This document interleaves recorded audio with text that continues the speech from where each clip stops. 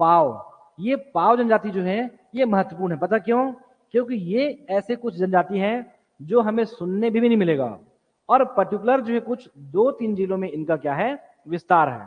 तो प्लीज बच्चे जो ऑनलाइन है वो इस बात को समझिए, क्या ये जो पाव जनजाति आपके लिए महत्वपूर्ण हो जाएगा।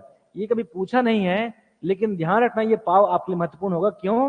वो बताऊंगा आगे। क्यों? इस बात को समझिए। ये जो हमारा ना आपका जो पाव है, इसी जो है पाव जनजाति के इर्द गिर्द आपको दिखाई पड़ेगा कुछ और जो है अलग जनजातियां, जिसमें से कौन हमारा ये, इस बात को समझिए। आपका पबिया जनजाति, ये इसी राज्य की जनजाति है क्या, पबिया। पबिया के साथ आपका पविया और आपका पविया जनजाति। होता ही कुछ नहीं है कि इसी जो है वर्ष 2024 में क्या ये जो हमारे पास जो गोरेला है, ये गोरेला की जो हमारा जो आपका विधायक है वो इस बात का आपका प्रस्ताव रखे हैं क्या कि एक्चुअल में जो पबिया है, पविया और जो पविया है वो अनुसूचित जनजातियों के अंतर्गत अभी फिलहाल शामिल नहीं है।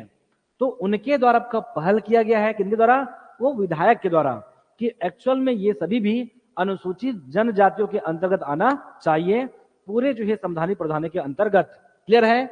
उसमें बोला यह गया है बस क्या कि उनके द्वारा पहल किया गया, और वो पहल कहां पहुंचा, आपका छत्तीसगढ़ के आपका आदिवासी अनुसंधान एवं प्रशिक्षण संस्थान में, जो क्या करती है, इनका पूरा मूल्यांकन करती है। पता है, इन्हीं जो है संस्था के द्वारा इस राज्य के सभी जनजातियों का अध्ययन या उनका मूल्यांकन किया जाता है।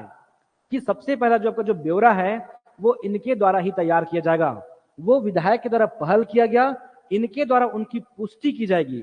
आपका प्रथम स्तर पर जो उनकी जो पुष्टि है वो कौन करेंगे, आदिवासी अनुसंधान एवं प्रशिक्षण संस्थान, जिसका मुख्यालय कहाँ है, रायपुर में है। अब इनके द्वारा क्या आपका राज्यपाल महोदय को प्रस्ताव भेजा जाएगा। ये जो रिपोर्ट है वो किसे, आपका अगर हम मोटा मोटी बात करें तो ये भेजा जाएगा किसको, राज्यपाल महोदय को, और राज्यपाल महोदय के द्वारा उस प्रस्ताव को रखा जाएगा पर संसद में या हमारे राष्ट्रपति महोदय के समक्ष। क्लियर है? और अगर वो उस बात पे अगर खरा उतरते हैं तमाम जो है संवैधानिक प्रावधानों के अंतर्गत, अर्थात आर्टिकल 366 के अंतर्गत, तो क्या होगा, वो अनुसूचित जनजातियों में शामिल हो सकता है। लेकिन अभी शामिल नहीं है, इसीलिए इस जनजाति को पढ़ना है। क्यों? क्योंकि इनके आसपास जितनी जनजाति हैं वो वर्तनी या किसी और कारणवश अनुसूचित जनजाति में शामिल नहीं हो पा रहे हैं। ये आज की बात नहीं है, ऐसा 26 वर्षों से ये पहल चल रही है और आज भी उसमें शामिल ये नहीं हो पाए हैं। ये अभी आपके सामने एक हाईलाइट टॉपिक है, कौन, पाव। तो पाव नहीं, पाव तो शामिल है, लेकिन पाव के अलावा ये पबिया, पविया और पविया, ये अनुसूचित जनजाति में आपका शामिल नहीं है। तो इन तीनों को ध्यान रखना, पविया, पबिया और किसको, पविया को। लेकिन पाव शामिल है, और ये सभी जो है लगभग आसपास ही इनका आवास है। तो क्या कर लोगे, ये इस राज्य में कहा इनका आवास है।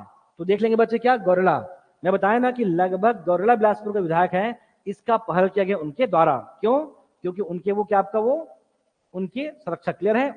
उसी क्षेत्र से क्या वो आपका विधायक है। तो कर लोगे आपका गौरेला, गौरेला के बाद बस आपका बिलासपुर, और साथ में क्या, चंद्रपुर, रायगढ़ और आपका जसपुर बेल्ट में। तो क्या कर लोगे, मेनली ध्यान रखो गौरेला और क्या आपका बिलासपुर। तो लगभग यहीं के आसपास के विधायक ने या वहां का जो प्रतिनिधि है उन्होंने इनका क्या किया है, पहल किया है।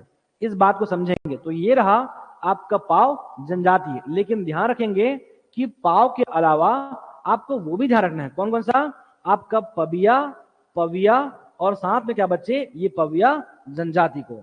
ये सभी का विस्तार गोरेला, बिलासपुर, चंद्रपुर, रायगढ़ और जसपुर बेल्ट में आपको दिखाई देगा। क्लियर है?